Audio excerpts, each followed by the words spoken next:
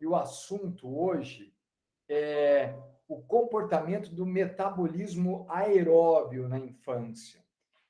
Então, só para lembrar, nas últimas aulas nós conversamos sobre o fato de que o sistema nervoso central das crianças entre 6 e 10 anos já está muito mais desenvolvido, parte do sistema nervoso já está mielinizado, então o aprendizado de gestos motores fica mais fácil, a evolução desses gestos é visível, então você pode verificar nessa faixa etária que a corrida se torna mais simples, que os movimentos de saltar, se arrastar, lançar, rebater, é feito com uma maior precisão do que a gente verificava de 3 a 6 anos, tudo por conta desse maior desenvolvimento do sistema nervoso. E aí a gente começou a discutir quais seriam, então, as limitações nessa faixa etária. E, para isso, a gente começou a analisar metabolismo.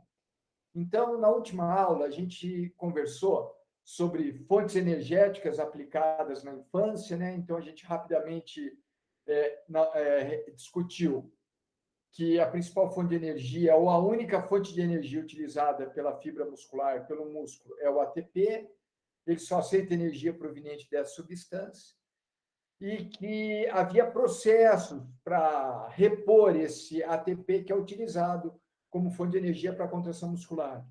E nessa forma de reposição, nós encontramos sistema de fosfagênios, sistema glicolítico e sistema oxidativo.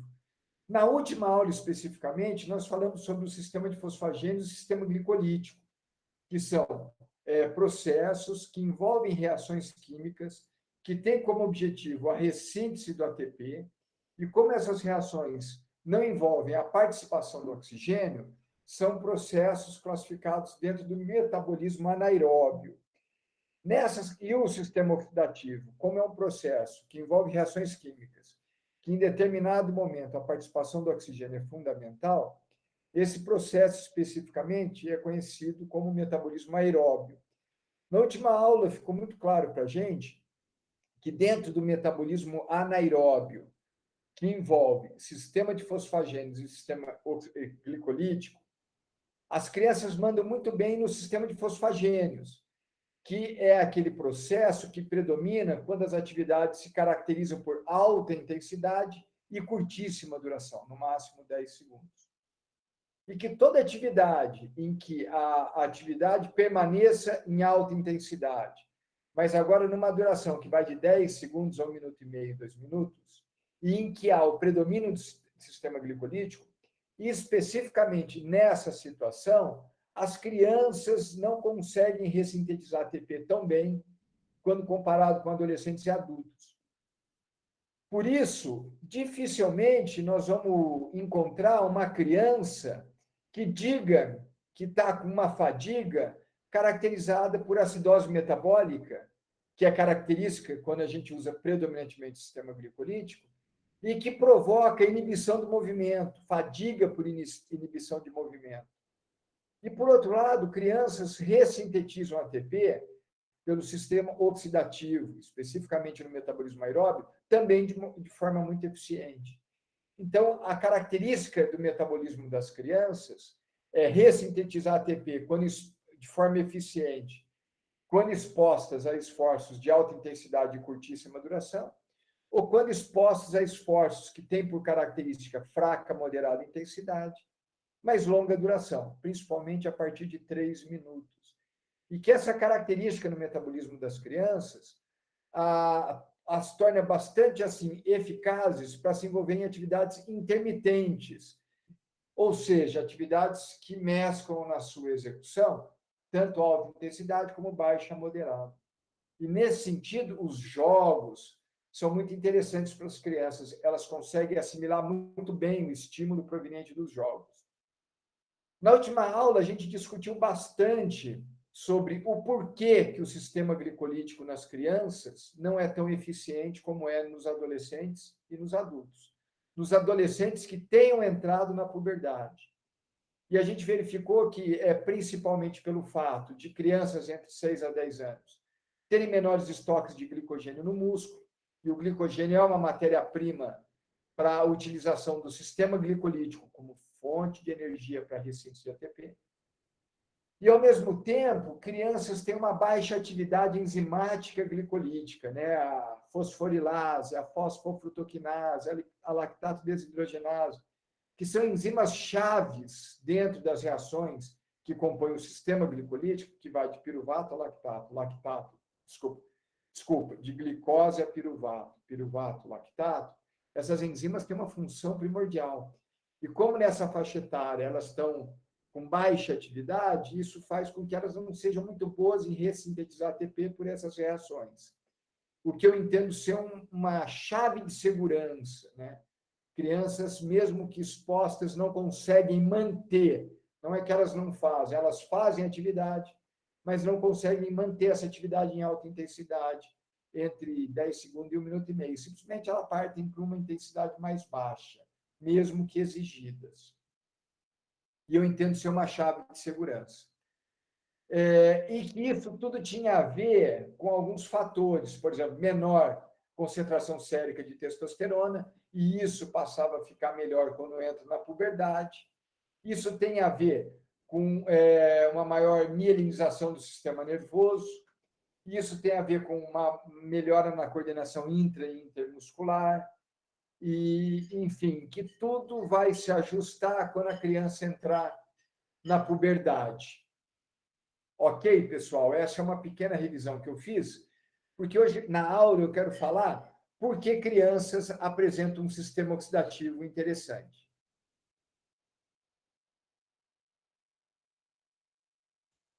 Vocês têm alguma pergunta? Posso seguir? Posso entrar, então, agora na análise do metabolismo aeróbio na infância? Beleza. Quando eu for analisar o metabolismo aeróbio, uma das variáveis que melhor representam a condição cardiorrespiratória é o VO2 máximo. Tá? O VO2 máximo é definido como a capacidade máxima de absorver oxigênio em nível muscular. E a definição dele é o seguinte: como é que eu sei que a pessoa chegou no teto, no máximo da capacidade de absorver oxigênio em nível muscular? Classicamente, a gente determina esse ponto quando uma pessoa, por exemplo, exposta a um teste de incremento de carga, ou seja, que a carga é aumentada progressivamente, no momento em que ocorrer um aumento de carga e o consumo de oxigênio não aumentar em relação a esse aumento de carga, significa que a pessoa chegou no VO2 máximo. O que eu quero dizer com isso? Que quando eu estou caminhando a 5 km, quando eu estou em repouso, a ideia é essa. Quando eu estou em repouso, eu consumo em torno de 3,5 mililitros de oxigênio para cada quilo de peso por minuto. Paradinho. Se eu levantar daqui e começar a fazer uma caminhada, aumentou a intensidade, né? E isso vai fazer com que aumente a minha frequência cardíaca, para que aumente o bombeamento de sangue, para que chegue mais sangue na musculatura que vai me auxiliar a sair caminhando. E essa musculatura, sendo exigida mais do que quando estava sentada, vai aumentar o consumo de oxigênio. Imagina que agora eu fiz uma caminhada que meu consumo subiu para 10 mililitros. Agora eu comecei a trotar, aumentou a intensidade. Então, a tendência é de aumentar o consumo de oxigênio para eu acompanhar essa nova intensidade. Eu aumento o consumo de oxigênio para melhorar a ressíntese de ATP, para eu manter ATP disponível para continuar trotando. Vamos supor que isso subiu para 20, 25 mililitros por quilo por minuto, num trote. Aí eu comecei a correr um pouco mais intenso, e o meu consumo de oxigênio agora subiu para 30 mililitros. Até eu chegar num ponto que, mesmo que eu aumente a carga, o meu consumo de oxigênio não aumenta. Esse é o ponto em que eu determino o meu consumo máximo de oxigênio, ou seja, mesmo aumentando a carga de treinamento, o meu consumo não aumenta. Se isso ocorreu, por exemplo, em 60 mililitros de oxigênio para cada quilo de peso por minuto, eu estava correndo a 16 km por hora, consumindo 60 mililitros de oxigênio para cada quilo de peso por minuto. Eu aumentei a velocidade da esteira para 18 km por hora. E mesmo aumentando a intensidade, meu consumo não passou de 60, ou seja, eu encontrei o meu teto, a minha capacidade máxima de absorver oxigênio em nível muscular. Esse é o meu VO2 máximo. que mesmo aumentando a carga, eu não consigo mais aumentar o meu consumo. Só que isso é uma definição clássica e teórica, que na maioria dos testes, as pessoas abandonam o teste antes por estar cansado e não por ter alcançado o máximo. Então, o termo VO2 máximo, atualmente, está sendo substituído por VO2 pico, ou seja, a máxima capacidade de consumir oxigênio naquele momento, que não significa que eu tenha aumentado a carga. Posso ter feito um teste que eu não consegui verificar essa situação, mas que a pessoa parou por conta da fadiga, então eu alcancei o VO2 pico. O VO2 pico, ou o VO2 máximo, classicamente, eles são uma boa variável para representar a condição cardiorrespiratória. Tem uma equação chamada equação de Fick, que é essa daí, que diz que consumo máximo de oxigênio, ou VO2 máximo, é igual ao produto do débito cardíaco pela diferença arteriovenosa de oxigênio. Nessa hora eu sinto falta outra vez do quadro para colocar isso para vocês. Mas é mais ou menos o seguinte, ó. O débito cardíaco, ele indica a capacidade funcional do coração. Trocando em miúdos, o débito cardíaco mostra qual é a capacidade do coração bombear sangue durante 1 minuto. Como ele é calculado, o débito cardíaco? Você sabe o seu débito cardíaco quando você multiplica a sua frequência cardíaca pelo volume de ejeção ejetado a cada sístole. Então, vou dar um exemplo. Agora, em repouso, eu devo estar com minha frequência cardíaca, não dando aula, mas paradinho, 70 batimentos por minuto, a frequência cardíaca. E a cada vez que o meu coração faz uma sístole, em geral, eu consigo ejetar em repouso em torno de 70 ml de sangue. Então, se a cada sístole eu ejeto 70 ml, se o meu coração está batendo 70 vezes por minuto, se eu multiplicar 70 batimentos por 70 ml, vai dar em torno de 4,9 litros de sangue. Em repouso, perdão, o meu coração bombeia por minuto em torno de 5 litros de sangue. Conforme vai aumentando a intensidade do exercício, minha frequência cardíaca vai aumentando, meu volume de ejeção vai aumentando e meu débito cardíaco vai aumentando. Por quê? Porque eu tenho que alimentar de sangue para chegar ao oxigênio para a musculatura em atividade. Então, a equação de Fick está falando o seguinte, ó, que a minha capacidade de absorver oxigênio vai depender do meu débito cardíaco. O que significa isso? Vai depender da minha capacidade de bombear sangue para o músculo em atividade. Mas adianta chegar esse sangue da minha musculatura rico em oxigênio, que é um sangue arterial, se eu não tenho capacidade de absorver esse oxigênio? E é a segunda variável da fórmula, que é a diferença artério-venosa de oxigênio. Ou seja, quanto maior a minha diferença artério-venosa de oxigênio, melhor vai ser a minha capacidade de ter captado oxigênio em nível muscular. O que você quer dizer com isso? A diferença artério-venosa deve dizer o seguinte: eu chego com uma quantidade X de oxigênio pelo sangue arterial que vai irrigar a musculatura. No sangue venoso, eu vou voltar com uma quantidade menor de oxigênio. Por quê? Porque o músculo ficou com uma parte desse oxigênio para utilizar lá no sistema oxidativo para ressintetizar ATP, especificamente lá no final da cadeia respiratória para remover íons de hidrogênio. É isso que vai acontecer. E formar água. Então, quanto maior a minha capacidade muscular de absorver esse oxigênio, maior vai ser a diferença entre o sangue arterial e o sangue venoso. O exemplo que eu dou é o seguinte: imagina que o Hugo chegou numa festa com R$1.000. E no final da festa ele voltou para casa com R$300. Qual foi a diferença aí? Foi de 700. Essa foi a diferença.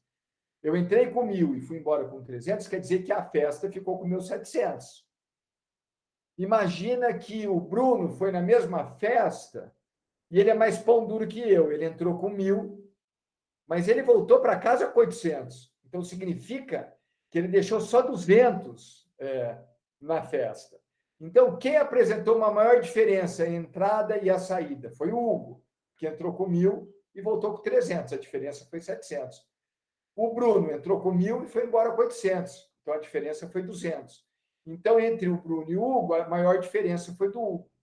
Fazendo um paralelo, é a mesma coisa com a diferença arteriovenosa de oxigênio. Quanto maior a diferença que houver entre o oxigênio arterial e o oxigênio venoso, maior vai ser a diferença arteriovenosa de oxigênio. Isso é bom, porque significa que mais oxigênio o músculo conseguiu consumir. Então, a minha capacidade de absorver oxigênio em nível muscular vai depender da capacidade do meu coração bombear sangue e do meu músculo absorver esse oxigênio. Então, o FIC fala o seguinte: o meu consumo máximo de oxigênio vai depender do débito cardíaco, que representa a capacidade do coração bombear sangue. Quanto mais sangue ele conseguir bombear, melhor. E da minha capacidade de absorver esse oxigênio. Então, quanto maior a diferença arteriovenosa, melhor vai ser o meu VO2 máximo. Entenderam a ideia, gente? Querem fazer alguma pergunta?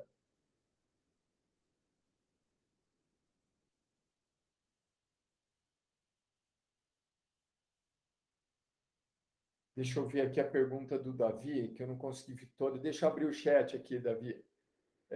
Um pouco atrasado, mas a partir de que idade a potência aeróbica é mais treinável? Poxa, que pergunta! Eu diria, Davi, que a capacidade, a potência aeróbia na criança, a partir dos 7 anos, ela já é treinável. Porque criança, daqui a pouco eu vou explicar por quê, apresenta uma boa capacidade de assimilar o estímulo proveniente do treinamento aeróbico. Mas eu vou concordar com você que a hora que a criança entra na puberdade e há um aumento, por exemplo, das câmaras cardíacas, há um aumento de hemoglobina, essa minha capacidade de responder melhor ao treinamento fica maior. Tirando também que tem uma questão prática importante aí, Davi.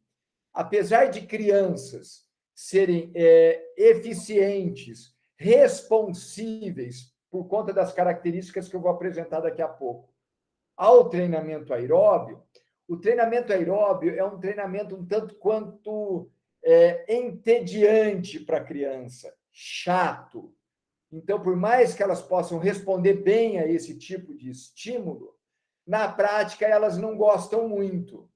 Então, eu vou chegar lá quando falar em provas de longa duração. Então, eu diria o seguinte, que crianças são responsivas ao treinamento aeróbio, tá? Mas isso fica melhor na puberdade. E só lembrando que, por mais que elas sejam responsivas, na prática é muito chato para elas fazerem treino aeróbio. Eu, por exemplo, já tive um exemplo. Eu treinava crianças pré-púber na natação, e a gente ficava muito no gesto esportivo, em educativos, em aperfeiçoar o nado. Mas a gente percebeu que quando elas passavam para a equipe principal, com 12, 13 anos, elas estavam num degrau muito longe com relação à capacidade de treinar aerobiamente. Então, a gente verificou que seria importante inserir um pouco mais de treino aeróbio para essas crianças pré-púber. Não tiros longos, mas fazer um pouquinho mais tiros de 300 metros, tiro de 400, para já ir acostumando culturalmente, porque fisiologicamente elas sabem, elas conseguem fazer isso. Daqui a pouco eu vou dizer por quê. E a gente explicou para as crianças, olha, às vezes o treino é chato, mas é importante para preparar o organismo de vocês para quando vocês começarem a fazer parte da equipe principal e não ficar um degrau tão grande. Então, dessa forma, a gente convenceu as crianças da importância e elas fizeram. E elas suportaram a chatice desse treino. Mas é uma estratégia que você tem que fazer para abordar e mostrar o quanto é importante para elas. Elas respondem bem. Teve um tempo, Davi, que dizia que criança não respondia bem. Eu vou te explicar por quê. Porque teve um tempo atrás que as crianças eram muito ativas. Vou colocar um exemplo prático. Imagina o seguinte. Você quer levar as crianças pré-público para fazer um treinamento aeróbio lá na IFERP, segunda, quarta e sexta. E o design é o seguinte, compara com as crianças que não fazem isso. Imagina, você pega um grupo de crianças que fazem o treino com você segunda, quarta e sexta e você quer ver quanto melhorou o VO2. E você compara com crianças que não fazem o treino. Mas imagina que, além da educação física, essas crianças jogam futebol das 2 da tarde às 6, que é um estímulo para melhorar a condição cardiorrespiratória. E aí você vai falar, puxa vida, o meu treino 3 vezes por semana não apresentou diferença das crianças que não fizeram meu treino. Só que eles não levavam em conta que as crianças que eram do grupo controle, elas não treinavam 3 vezes por semana, elas treinavam 7 vezes por semana. O bobear jogava futebol de segunda a segunda, das 2 às 6 da tarde. Só entrava em casa quando a mãe gritava para ir tomar banho para jantar. Só que quando você fazia um design que é bem isso, né? Hoje está mais difícil, porque o celular roubou o tempo das crianças. Não é mais assim. Mas naquela época, quando você montava um programa de treino aeróbio que era compatível com o que as crianças faziam fora do teu treino, verificaram que ela é responsiva sim. Antes achavam que não, mas quando fizeram um treino de intensidade adequada, aí viram que elas são responsivas. Essa é a grande confusão. Mas hoje, elas são muito mais responsivas, porque o celular rouba o tempo das crianças, entendeu? E quando você oferece um estímulo, fica muito mais fácil de você ver a resposta. Respondi para você, Davi, é uma pergunta importante para a gente discutir. Tem uma questão, Davi, pessoal, muito interessante que eu vi essa semana. Eu peguei um Uber essa semana e um cara disse o seguinte: eu nem sabia o que eu faço. Foi uma boa coincidência. Que ele falou que ele tem uma filha que é hiperativa. Primeiro, eu nem quis entrar em detalhes, falei, de repente ela é só criança, não é hiperativa. E que ele deixava na casa dos avós enquanto ele estava trabalhando. Eu nem sei por que entrou nesse papo, sabe? Mas foi um papo que começou a me interessar. E a avó da menina, que é filha do motorista de Uber, falou assim: manda a fulaninha, mas manda com o celular, porque senão eu não dou conta. Porque ele disse que quando a menina está com o celular, ela não quer fazer mais nada. Quando ela não tinha o celular, ela pedia para o avô passear com ela no quarteirão, ela queria fazer um monte de coisas na casa com o vô e com a avó, e tomava muito espaço do vô e da avó. E agora, com o celular, ela não dá trabalho. Isso é real, é verdadeiro. Os avós têm razão. Mas isso não é bom, porque a criança sentada com o celular na mão não tem experiência motora.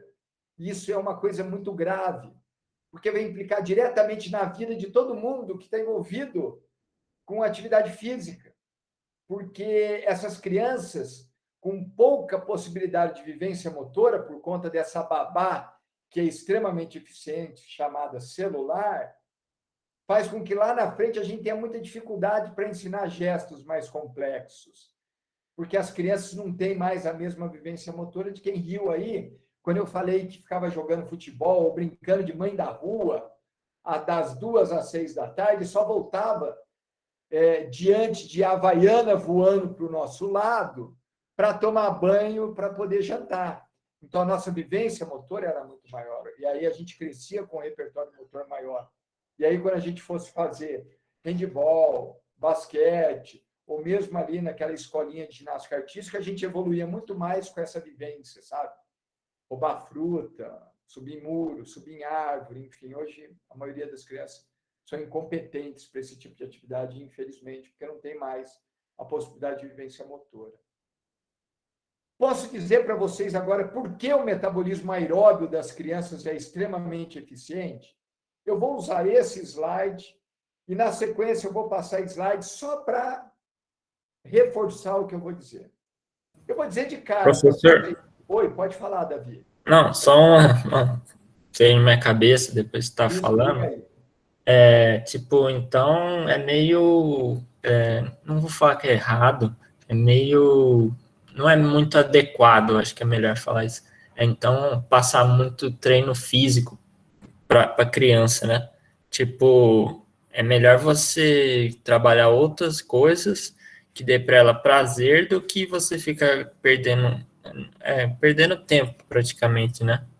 Davi, é assim, dos 7 aos 10 anos, isso é muito importante. O que deve ser focado são capacidades motoras coordenativas, né? Então, ritmo, coordenação, lateralidade, percepção espaço-temporal. Isso é importante, claro, por exemplo. O que faz um artilheiro, um centroavante, ser oportunista? Saber se colocar. Saber se colocar significa escolher os espaços vazios para poder receber. E isso tem a ver com atividades que ele faz na infância, por exemplo. Quando você coloca uma música, Davi, e coloca uma quantidade de arcos na quadra, e pede para as crianças se deslocarem enquanto tem a música. A hora que para a música, eles têm que correr para um arco. O que eles vão fazer? Eles sempre vão estar se deslocando, ou dançando, ou trotando, ou caminhando, cuidando ao seu redor para ver qual que é o arco que vai estar vazio. Quando você faz essa simples brincadeira, que pode chamar de coelhinho vai para a toca, tá? Que é lúdico, você vai estar treinando percepção de espaço temporal, que é uma característica fundamental para o artilheiro lá na frente na vida adulta. Então, Davi, o que é certo é o seguinte, tem que ser com atividade lúdica para o enriquecimento do repertório motor. Só que essa resposta é perfeitamente correta numa sala de aula. Mas o Davi ou qualquer um de vocês pode dizer, Hugo, mas eu faço estágio numa escolinha de futebol que os pais não querem que meus filhos fiquem brincando. Eles querem ver o professor trabalhando fundamentos, trabalhando passe, trabalhando esquema técnico e tático, porque eles querem ver o meu filho Neymar o quanto antes para arrumar uma beirinha num time, para poder arrumar a vida financeira da família, arrimo de família. Como lidar com essa situação? Eu costumo dizer, Davi, que na prática a gente tem que tentar agradar gregos e troianos. Então, eu sempre digo, use, por exemplo, no aquecimento, atividades lúdicas. Numa escolinha de futebol, você pode fazer um pique-bandeira, que trabalha, por exemplo, tomada de decisão, estratégia, uma série de capacidades e habilidades importantes para o futebol, somente no futuro, e que você vai estar usando o aquecimento. E para mostrar para os pais que é específico, depois de um tempo, avance o pique-bandeira conduzindo a bola. Matou a pau. Deu um mãe da rua, o clássico primeiro, depois coloca, ou vocês vão ter que atravessar agora conduzindo a bola.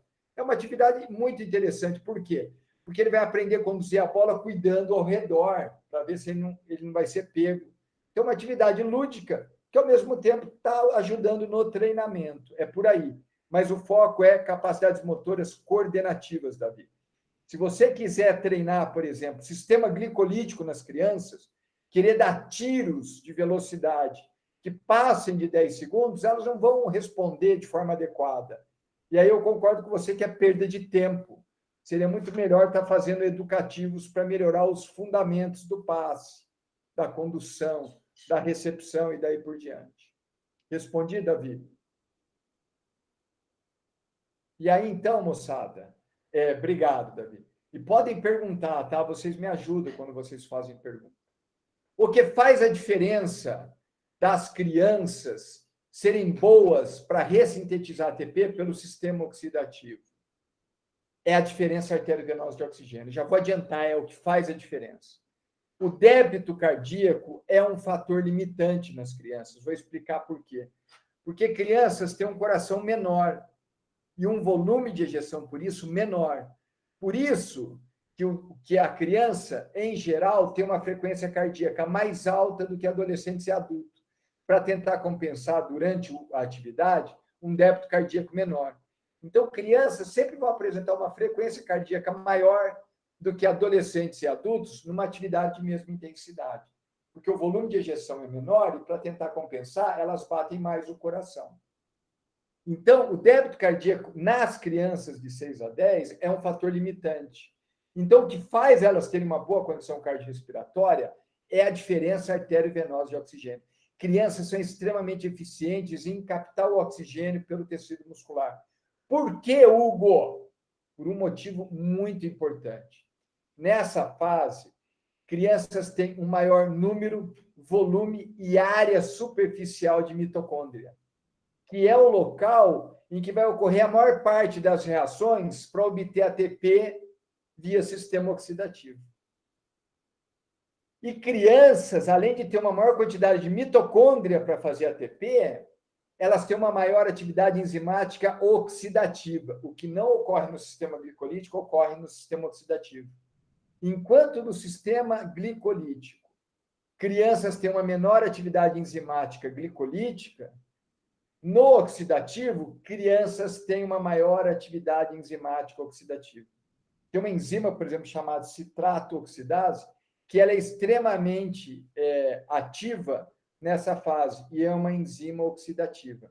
Esses dois motivos fazem com que crianças tenham um consumo de oxigênio bom, uma capacidade de oxigênio, de absorver oxigênio muscular bom. Não pelo débito cardíaco, mas pela diferença artério-venosa de oxigênio. Eu vou passar agora uns slides que reforçam essa minha informação. Tudo bem? Bom, então, olha só para reforçar. Na criança, o volume sistólico, ou volume de ejeção, é a quantidade de sangue ejetada a cada sístole, a cada vez que o meu coração se contrai, a cada vez que ele faz uma sístole. Por isso, volume sistólico, ou volume de ejeção, é menor do que do adulto. Fato compensado por uma frequência cardíaca maior. À medida que a criança cresce, a frequência cardíaca tende a diminuir, porque com o crescimento ocorre uma maior hipertrofia de fibras cardíacas, as fibras se tornam mais fortes e com isso consegue ejetar mais sangue a cada sístole. E o volume sistólico torna-se maior pela ampliação natural, principalmente do ventrículo, que ocorre durante a puberdade. O volume sistólico menor das crianças, aliado às menores quantidades de hemoglobina, são fatores limitantes ao serem comparados com adolescentes e adultos. Essa limitação é compensada por uma diferença arteriovenosa de oxigênio maior. Por quê? A diferença arteriovenosa de oxigênio é maior nas crianças no repouso e nos trabalhos submáximos. Em solicitações máximas, aproxima-se dos valores adultos. Eu vou fazer um parênteses aqui desse slide. Aqui é o Homem-Aranha, então, é uma criança explorando ao máximo a questão da criatividade, do lúdico, e tendo vivência motora, trepando aí na geladeira. É claro que isso é perigoso, é claro que a gente não pode deixar, mas o rico das crianças é se envolverem em atividades mais diversas possível. O problema é que toda criança hoje que quer fazer de tudo, um pouco de tudo, às vezes é não só taxada como hiperativa, como diagnosticada como hiperativa. E às vezes até entram com medicação porque acham que ela é hiperativa. E você está matando o que é de mais rico na criança, que não é ser hiperativo, mas ter essa questão da curiosidade e da necessidade de experimentar diferentes experiências motoras. Fica aí o porquê dessa fotografia. É claro que dá dor de cabeça, mas é muito importante para a criança. Aqui, gente, tem um gráfico.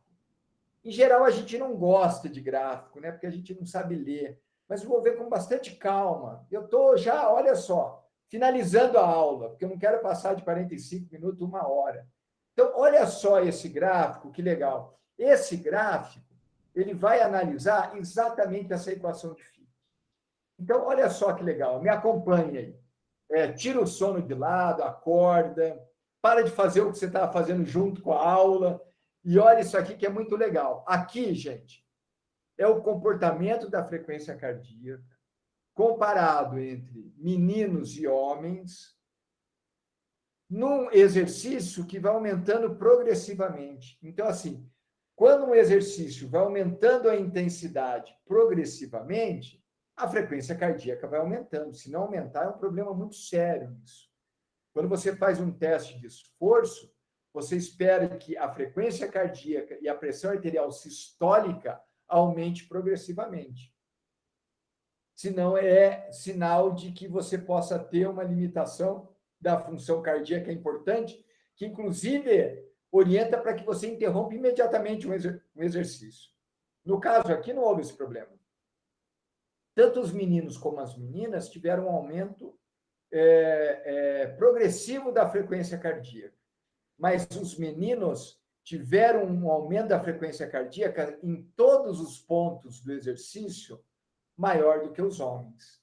Aqui é o aumento da frequência cardíaca nos homens e aqui é o aumento da frequência cardíaca nos meninos, ou seja, frequência cardíaca sempre respondeu de forma mais alta a cada aumento de intensidade. É isso que o gráfico está falando.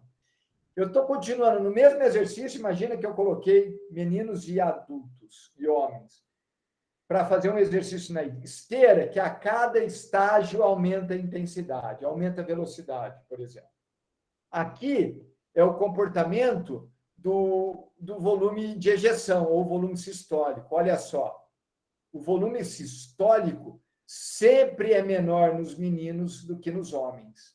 Por isso que a frequência cardíaca é maior, para tentar compensar que o volume sistólico dos meninos sempre foi menor em todas as intensidades desse exercício gradativo. O volume sistólico dos homens sempre foram maior. Bom, aqui é o débito cardíaco. O débito cardíaco é calculado pela multiplicação da frequência cardíaca pelo volume de ejeção. O débito cardíaco dos homens sempre é maior do que o dos meninos, porque apesar da frequência cardíaca das crianças serem maior, o volume sistólico é muito menor. Então, na multiplicação, as crianças sempre vão ficar com um débito cardíaco inferior, que é o fator limitante na condição cardiorrespiratória. O fator limitante de transportar o oxigênio para a musculatura em atividade. Isso vai depender da capacidade do coração bombear sangue. É menor nas crianças comparado com os adultos. Mas aqui a diferença é arteriovenosa, gente. Nas crianças, a diferença, a capacidade de captar oxigênio em nível muscular, em todas as intensidades do exercício, foi maior. Então, a grande vantagem das crianças com relação ao metabolismo aeróbio é a capacidade de absorver oxigênio em nível muscular. É a capacidade de captar o oxigênio do sangue arterial em relação ao sangue venoso. Por quê? Por que crianças têm uma melhor ou uma maior diferença arteriovenosa de oxigênio, que faz com que elas tenham um bom desempenho do componente aeróbio? Primeiro, crianças têm um maior conteúdo de mioglobina. O que é mioglobina? Mioglobina é uma organela dentro da célula que tem como objetivo armazenar oxigênio. Então, crianças têm uma maior capacidade de armazenar oxigênio dentro das mioglobinas. Crianças têm um maior número, tamanho e área superficial da membrana mitocondrial do músculo esquelético. Então, aonde é produzido a maior parte do ATP no sistema oxidativo, que é dentro das mitocôndrias, porque dentro das mitocôndrias que ocorre o ciclo de Krebs e a cadeia respiratória, crianças têm maior quantidade de usinas de energia. Crianças têm um maior nível de atividade enzimática ou concentração de enzimas implicadas no ciclo de Krebs e cadeia respiratória. Todas essas características favorecem uma maior utilização de gordura como fonte de energia para recintos ATP durante as atividades aeróbicas. Olha que bacana, gente. Crianças possuem um consumo máximo de oxigênio consideravelmente alto por conta dessas características que eu mostrei para vocês. Se elas não são sedentárias e obesas, se elas não são reféns do celular e são ativas naturalmente, você vai fazer um teste nessas crianças, elas vão apresentar um VO2 de 48 a 58. Olha, a experiência que eu tenho, por exemplo, em jogadores profissionais de futsal, um bom VO2 máximo para esses jogadores gira em torno de 55 mililitros por quilo por minuto. Pra você ter uma ideia como é bom. 48 a 58 em crianças. 42 mililitros já indica, nas tabelas de referência, uma boa condição cardiorrespiratória em adultos. Então, crianças são boas para ressintetizar ATP via sistema oxidativo pelo metabolismo aeróbio. Crianças têm uma boa condição cardiorrespiratória. Até que idade essa referência? Yara, tem uma tabela que faz por faixa etária. Então, se você comparar isso, por exemplo, numa faixa etária mais alta, de 60, 70, vai ser bom demais. Esse valor de 42, se não me falha a memória, é entre 20 e 40 anos, apesar que as tabelas separam mais, tá? mas é uma referência para adultos saudáveis, eu diria isso, tá? Para adultos saudáveis. Eu vou parar aqui para perguntas. Perguntas. Vocês têm perguntas sobre isso? Oi, o Aurélio levantou a mão, depois a Yara. Pode ser assim? Beleza, pode ser. Aurélio, por favor. Hugo, quando você falou sobre que as crianças absorvem melhor oxigênio, essas coisas, os ossos que estão em formação se renovam mais facilmente, têm um metabolismo mais acelerado, eles não influenciam em nada ou ajudam a liberar cálcio mais fácil, produzir mais mioglobina? Vamos lá. Durante a infância, há crescimento ósseo, Aurélio, mas não se compara ao momento em que ocorre a puberdade, sabe? Por quê? Porque o crescimento ósseo está ligado diretamente à ação do IGF-1, sabe, Aurélio? E eu vou dar uma informação mais específica ainda. O IGF-1 ligado a duas proteínas de ligação, o IGF-BP2 e o IGF-BP5. Aumento de densidade óssea, de crescimento, está ligado à ação do IGF-1 e ligado ao IGF-1 ligado à proteína de ligação dele, BP2 e BP5. Então, eu te digo que durante a infância não vai ocorrer tanto crescimento ósseo quando comparado com a puberdade, tá? Mas eu vou te dizer o seguinte, ocorre o crescimento, tá? E tem uma participação muito importante aí nessa fase, Aurélio. Vamos ver se eu ajudo para te elucidar isso. Com a glândula que produz os hormônios T3 e T4, a tireoide. A tireoide, durante a infância, produz T3 e T4, e esses hormônios são importantes porque eles atuam diretamente na biogênese mitocondrial. Então, durante a infância, há uma ação importante do eixo GH e GF, aliado aos hormônios T3 e T4, porque o crescimento que é estimulado pelo eixo GH e GF, muito provavelmente é alimentado com o ATP, muito provavelmente não, é alimentado pelo ATP proveniente do sistema oxidativo, e como os hormônios T3 e T4 estimulam a biogênese mitocondrial, esse crescimento é suportado por esse aumento de mitocôndrias, o que caracteriza isso nas crianças, tá, Aurélio? Eu não sei se foi essa a tua pergunta, mas, por favor, insista se eu não te respondi.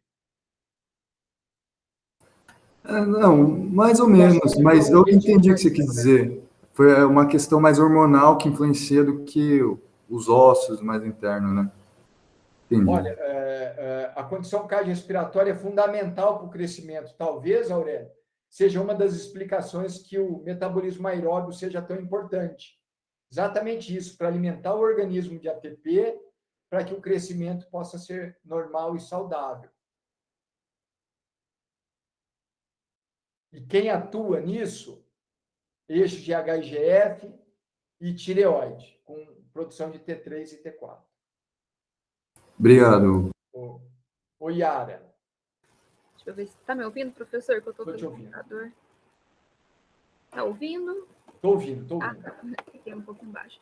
Professor, quando eu perguntei sobre a idade de referência, eu estava querendo saber das crianças, desse slide aí que o senhor parou, sabe? Ah, tá.